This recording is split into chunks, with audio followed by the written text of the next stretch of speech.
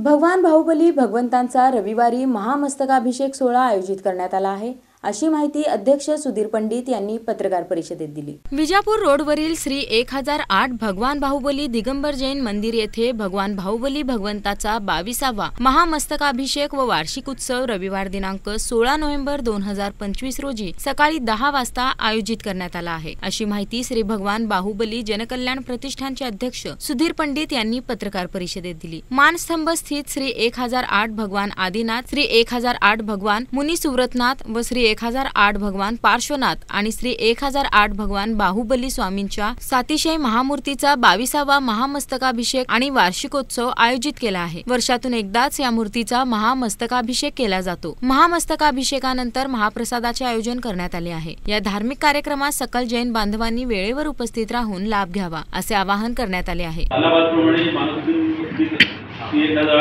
भगवान आदिनाथ, श्री 1008 भगवान विश्वनाथ, श्री 1008 भगवान पार्श्वनाथ व भगवान बाहुबली यांच्या पावन सातिशय महामूर्तीचा पंचामृत अभिषेक वेळेवर होणार आहे। तरी सर्व भाविकांनी अभिषेकात ठरलेल्या दान असलेली पावती घेऊन सोहळ्यात येऊन अभिषेक करून पुढे लाभ घ्यावा। या मंदिराचे वैशिष्ट्य असे आहे की 2002 साली हे मंदिर बांधले गेले आहे।